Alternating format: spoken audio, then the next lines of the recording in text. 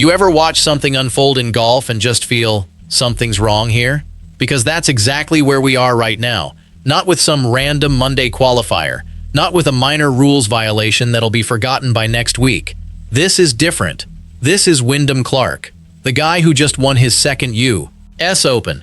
The guy who stood on the 18th green at Shinnecock Hills with a trophy in his hands and the whole world watching. That should have been his moment, his coronation. Instead, something happened. Something that turned that victory into the biggest controversy golf has seen in years. And now? Now Wyndham Clark is in hiding. He just beat the best players in the world. So why does he look like a man who's terrified to be seen? The reigning U.S. Open champion is avoiding people, avoiding players, avoiding eye contact, avoiding the very thing every professional golfer lives for, being in the arena. That's not normal. That's a guy who's running from something. If you're a real golf fan, you've probably seen the video by now. The one where Clark does something in the thickest rough at Shinnecock that, depending on who you ask, is either nothing or the most blatant cheating we've seen in a major championship in decades. So what actually happened? What did the video show? And why is Wyndham Clark so terrified to face anyone right now that he's locked himself away from the very players he just beat? The answer isn't in that video. The answer starts years before it was ever recorded. Before we break this down, I want to ask you something. This story is dividing the golf world right down the middle. Some of you are watching that video and saying, he cheated. Others are saying, this is ridiculous. People are just looking for a reason to hate him.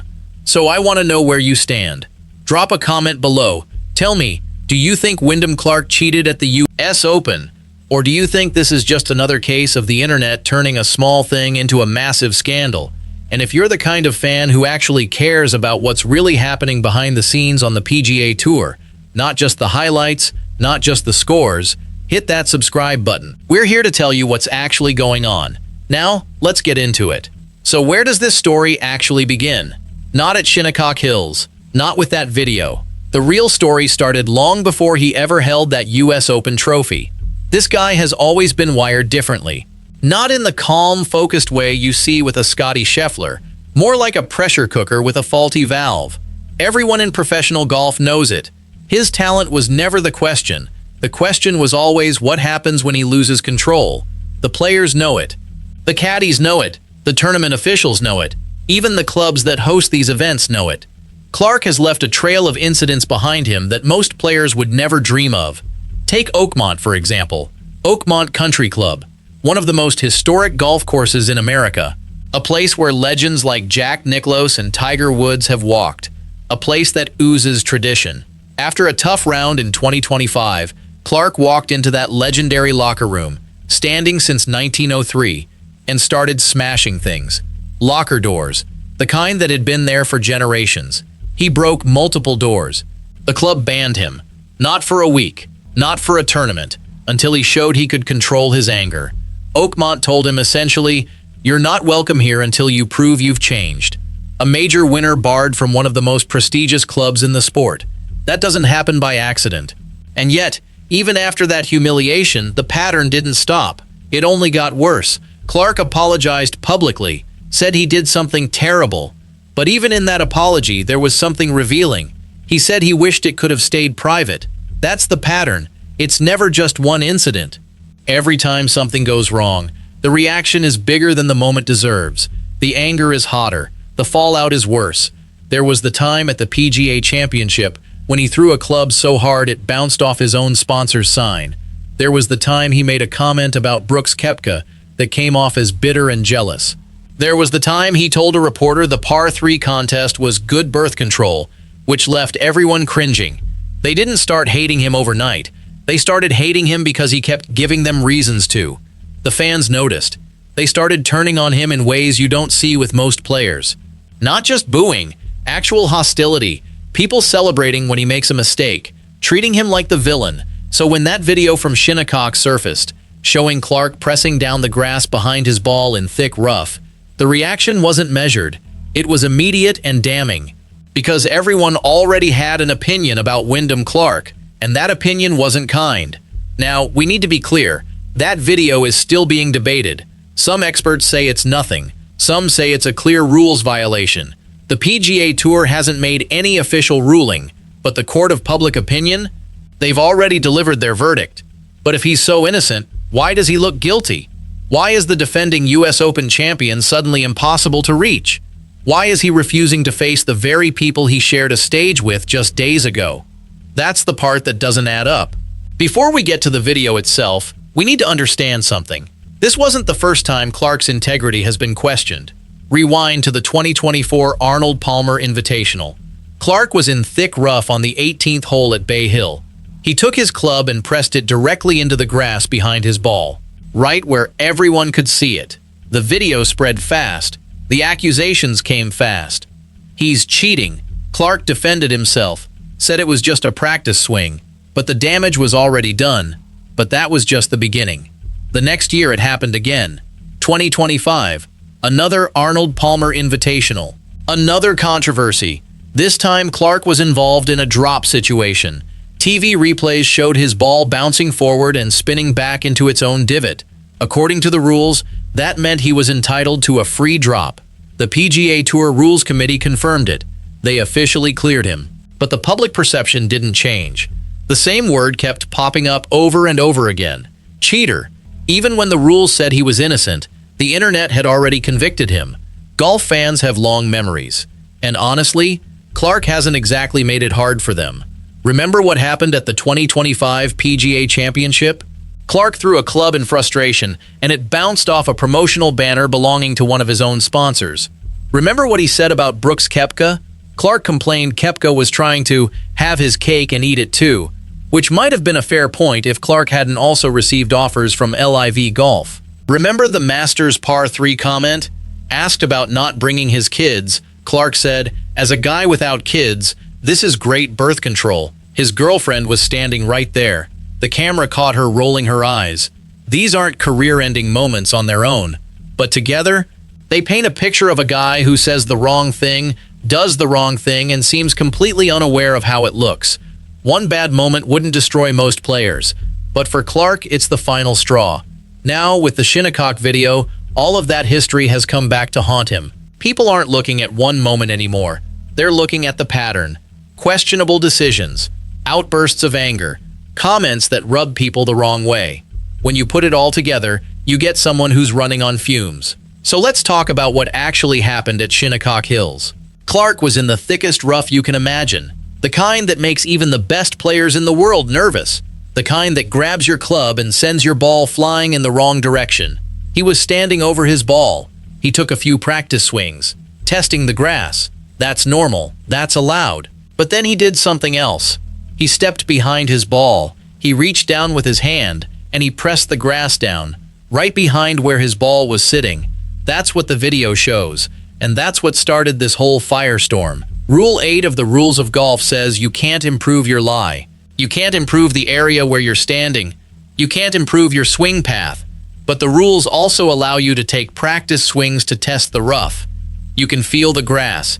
You can see how it reacts. What you can't do is press the grass down in a way that changes how your ball is sitting. The video doesn't show the ball moving. It doesn't show Clark's hand touching the ball. And that's why the PGA Tour hasn't made any official ruling. And in a court of law, that's not enough. But in the court of public opinion, it's everything. There's no smoking gun. Just a weird move that makes you go, what was that? When you're Wyndham Clark with all that history, you don't get the benefit of the doubt. People don't say, probably nothing. They say, there he goes again. The video was posted by a PGA Tour caddy named Brent Henley. He added a caption, "I think Wyndham Clark cheated here." And just like that, the fire was burning. Now, here's where things get really interesting. Clark's response, or lack of response, has been fueling the fire. After he won the US Open, Clark was supposed to do all the media rounds, the champion's press conference, the sit-down interviews. That's what every major winner does. But Clark did almost none of it. He gave the bare minimum, and then he disappeared. And the more silent he stayed, the louder the accusations became. He didn't show up at the next tournament. He didn't post anything on social media. He didn't give any statements. He just vanished. He's hiding. He's scared. He knows he did something wrong. Even if Clark believes he did nothing wrong, hiding makes it worse. It looks guilty. Then came the news that really shocked people. Clark was supposed to be at Colonial. He was supposed to face the other players, but he withdrew. He wasn't hurt. He wasn't sick. He was just gone. He's not just hiding from the media, he's hiding from his own peers. The players noticed. Xander Schauffele talked about how Clark doesn't read the room. Jordan Spieth said the gambling culture is making things worse. Matt Fitzpatrick said the fans are becoming more toxic. Clark knows what's waiting. He knows walking into a players' meeting means walking into a room full of people who have already made up their minds. He chose to avoid it. Here's where this story takes its darkest turn.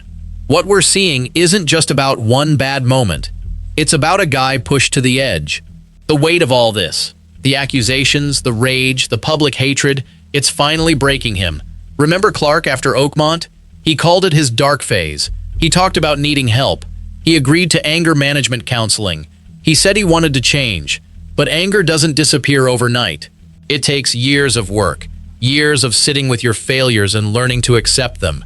The man who won the hardest tournament in golf is now too scared to face a room full of players.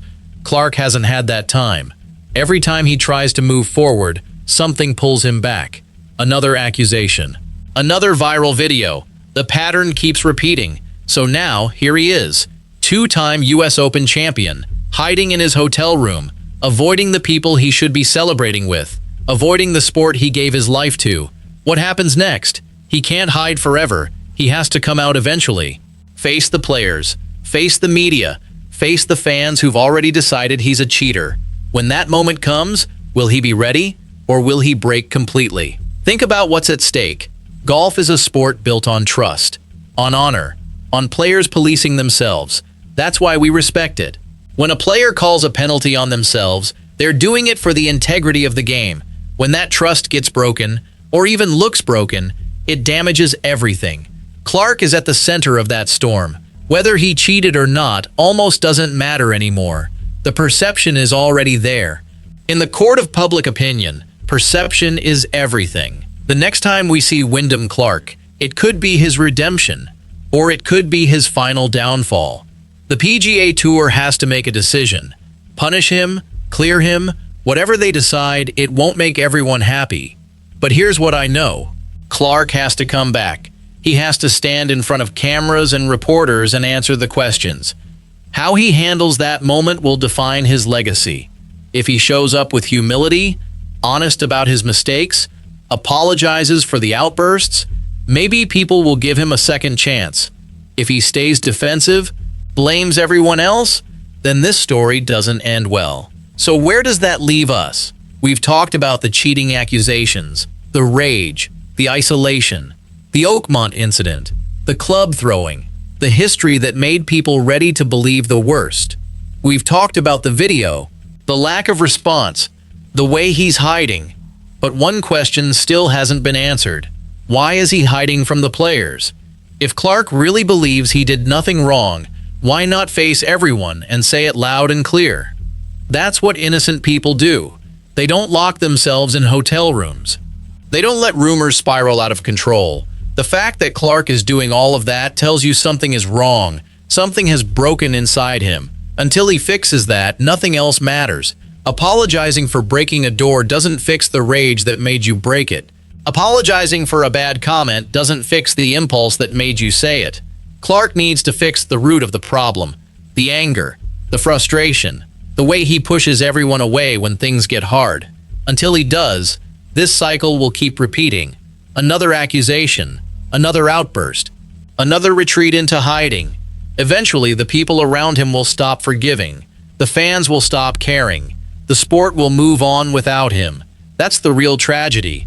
Not a single video, not one bad decision at Shinnecock. It's the entire pattern, the talent that was supposed to make him a legend, and the demons that are making him disappear. So let me ask you one more time. What do you think? Did Wyndham Clark cheat at the US Open? Or is this just another case of people wanting to believe the worst? Drop your thoughts in the comments. Let's get a real conversation going. And if you've made it this far, if you actually care about what's happening on the PGA Tour beyond the highlight reels, hit that subscribe button. We're building something for fans who want the real story, The truth. Because at the end of the day, that's what this is about. Finding the truth. And the truth about Wyndham Clark, it's still unfolding.